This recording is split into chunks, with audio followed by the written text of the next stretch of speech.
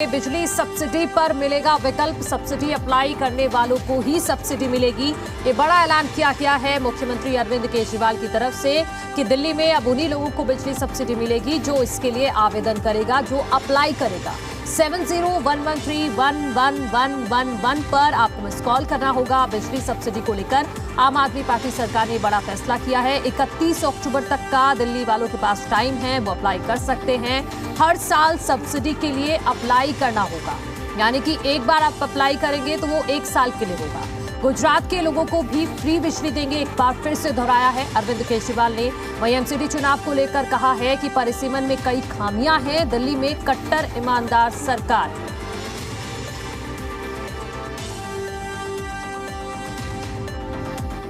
Physically form देने से या रजिस्टर इलेक्ट्रॉनिक रजिस्ट्रेशन करने के 3 दिन के अंदर आपके पास कंफर्मेशन आ जाएगा एसएमएस से या ईमेल से कि भाई आप रजिस्टर हो गए हो और आपकी सब्सिडी लागू रहेगी। 31 अक्टूबर तक जितने लोग अप्लाई कर देंगे उनको 1 अक्टूबर से जारी रहेगी सब्सिडी।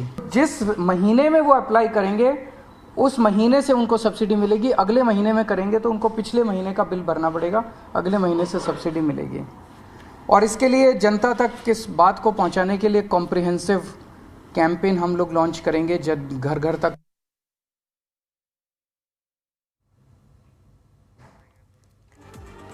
तो दिल्ली वालों के बड़ा ऐलान किया गया है मुख्यमंत्री अरविंद केजरीवाल की तरफ से। अब उन्हीं लोगों को बिजली सब्सिडी मिलेगी जो इसके लिए अप्लाई करेगा।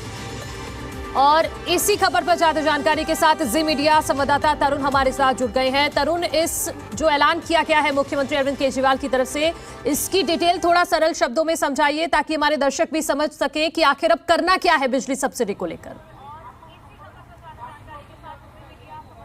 देखिए, सीएम अरविंद केजरीवाल ने एक टोल फ्री नंबर जारी किया है। उसके ऊपर आप मिस्ड कॉल देंगे तो आपको एक मैसेज मिलेगा और उस मैसेज के लिंक को अगर आप खोलेंगे तो आपको एक फॉर्म मिलेगा। फॉर्म को आपको रजिस्टर्ड करना है, यानी कि आपका जो सीए नंबर है बिजली बिल के ऊपर जो लिखा होता है वो आपको दर्ज करना पड़ेगा।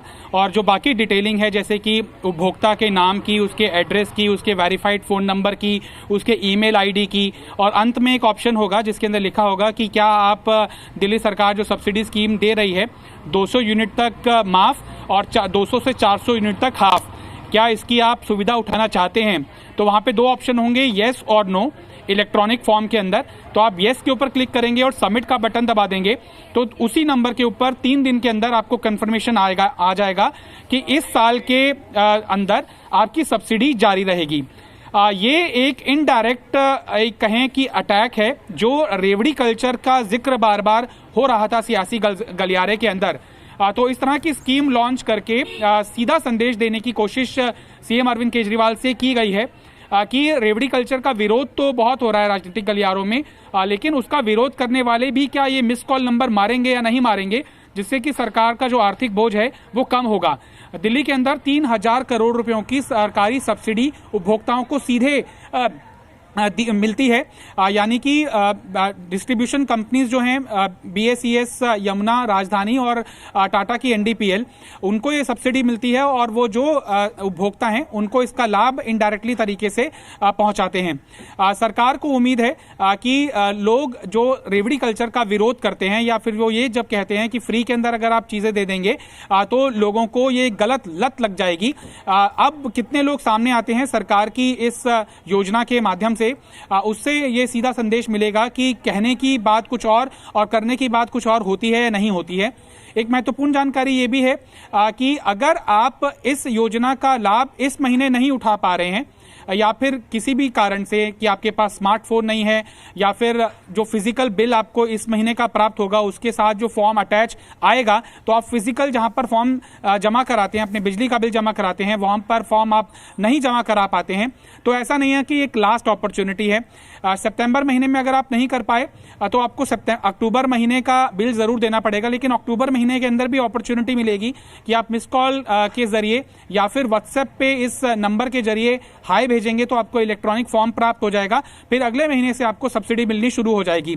हर साल आपको एक कंसेंट देना पड़ेगा कि आप ये सब्सिडी लेना चाहते हैं या नहीं लेना चाहते हैं। सीएम अरविंद केजरीवाल ने ये योजना है वो सिर्फ घरेलू उपभोक्ताओं के लिए जारी की है, यानी कि कमर्शियल या फिर सेमी कमर्शियल या फिर इंडस्ट्रियल यूसेज जो बिजली का करते उपभोक्ता हैं उनके लिए ये योजना नहीं है।